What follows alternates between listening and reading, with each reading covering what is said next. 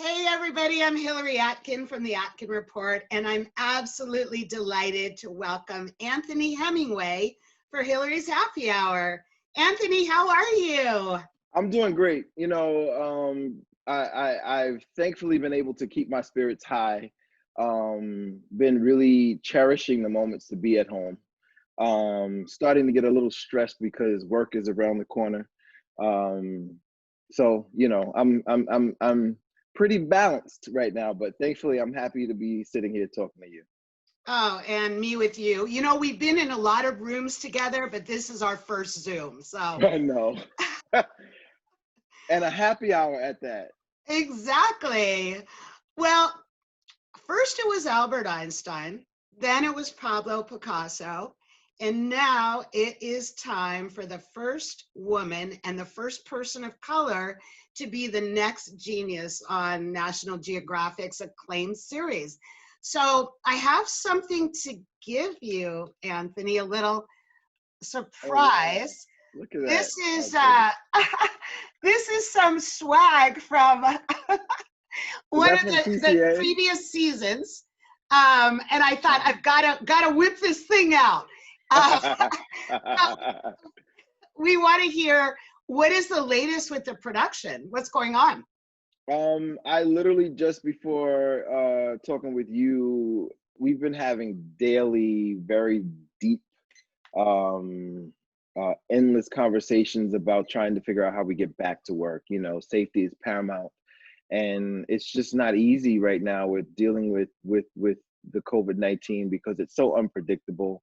But we're trying to figure out how we create a safe environment, a safe space, and finish what we started. We were really excited about what we were, cultivating.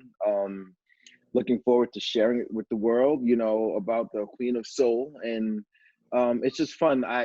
Honestly, thinking about Aretha and just kind of what her music does, even for me, has enabled me to kind of again stay moving forward, and everyone has their own personal feeling and memory or thought when it comes to Aretha. I think all positive for the most part, but at least she has just thinking about getting back into finishing shooting the series has lifted my spirits. I think about my hit songs, my favorite songs. So that's where we are. The show shoots in Atlanta, Georgia, so that's not easy to really kind of um, figure out an easy way back. It's still a little uncertain and a little scary, but we're all looking forward to going to finish it. We have about 2.5 months left to finish the series. The hope and desire is to premiere the end of this year. So we'll see if we can meet that expectation. Well, I hope so. I've loved the series, but I'd also like to hear how challenging it was to find your perfect Aretha in Cynthia Erivo. Cynthia, all honesty, she was cast before I came onto the project. Oh, And they cast a couple roles before I came on board. It was one of those things where, unfortunately, the process starts before I come on board, which I tend to not like doing that. But in this case, knowing who was already invested, I was comfortable to say yes and join the team. At the time, there was a lot of motivation and urgency to try to meet a premiere date that we just passed because of COVID now. yeah. So a lot had been happening and they were pushing, trying to get it moving. But Cynthia she was selected and chosen by Clive Davis as well as, the Imagine TV team, Ron Howard and Brian Grazer. So I was excited to know that we had the caliber of Cynthia on board. It allowed me to really just dive into it and think about the limitless you know, of possibilities of knowing that I had an actor who had the skills and equipment to be able to bring it. Because as I started the conversations, when I first got the first call, it was of course Aretha Franklin, who's going to be Aretha? Who's going to sing like Riri? Who's going to be able to, shatter the windows, with her vocal ability. And when I discovered that it was Cynthia, I was really pleased and assured that we were going to be capturing, the greatest level quality in terms of, trying to capture the Queen of Soul's life, So we've been having a lot of fun. I'm super excited to go back and continue what we started and have you there front and center. At this point, I don't know how it's going to come out. I don't know if we'll have a premiere or it'll just hit the screens. Who knows in this time and age? Well, who knows? I mean, conceivably, it could be broken into two different chunks of episodes if it comes to that. I hope not, but I mean, a lot of shows have done that. Yeah, I mean, what I know what we were originally planning, and I'm not sure if this is going to, continue to happen, but we were planning on putting the series out in 1 week. So you could basically binge it. So Oh. I'd imagine in that case, someone like yourself would get the whole series to watch, we'd send it to press early, obviously, but I'm not sure what the plan is now. We could say that about many things, but I want to move on to more, solid, concrete things. And I know with your production company, you have a number of projects, including Skin Deep with Terrence Terrell. So tell us about that and how you were motivated and inspired to bring that to the screen. The story really derives from Terrence's life, where he went through a very visceral experience in his life where he had to deal with it personally. Being someone who has dealt with different, I think, emotional aspects in my life, I understood it. I didn't particularly have as strong of an experience like Terrence did, but I understood it. I understand, what it means to the world, more specifically our culture and community in terms of, the thematically or the specificity of colorism, and dealing with that and how it impacts us, racially, socially, I think, and just the impact that it has on someone's mental, mental health is definitely another passion of mine, just trying to figure out how we normalize it and are able to have the conversations so we can heal and move forward, and be able to turn pain into purpose. I think that's one of the reasons why I joined the team and helping champion it, because it's necessary. It's just one of the things, especially for newer generations who I feel are coming into this world just even, I feel a little more lost and disconnected, and to a degree with the lack of direction and support. And so as I am always looking to find the stories that really affect and represent, many cultures and underrepresented people, and I think people who need to really have a voice and support. This was one that I'm super excited about, and it really brings me into animation, kind of Yeah. fully for the first time. I've done it in increments on certain projects, but this is the first foray really into animation, and I'm super excited about it. Any idea of when we would be able to see that or what the plan Um, is? we are still in the writing stages as well as designing the character. So, I'd hope that we can, aim toward, the end of the year to be able to put that out. But we're, you know, ground zero with it right now. Okay. Well, you will keep us updated. Yes, I will. But meanwhile, let's go back to, you have so many incredibly resonant projects in your filmography, but I was thinking about some of the challenges of Unsolved, about the unsolved murders of Biggie and Tupac. talk to us a little bit about that, and the fact that these murders are still unsolved.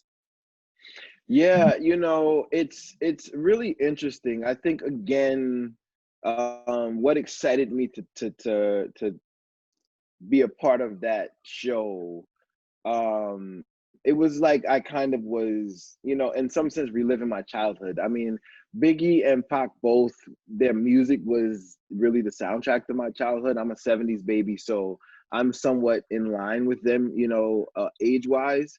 And coming from New York, obviously, which they both are from, people forget that about Pac, but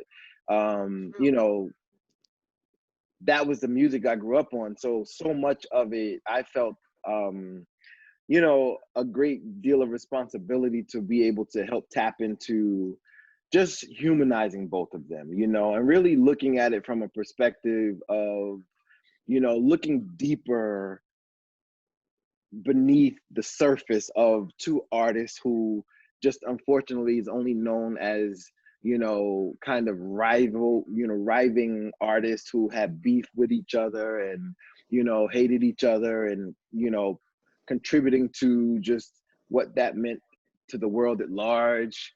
And I wanted to tap into it from a perspective, from a human perspective, and really understand and know who they were, what they dealt with during their time, that I feel like could really kind of, translate to where what we're going through now, and with it, we got to see them as friends, which they really were.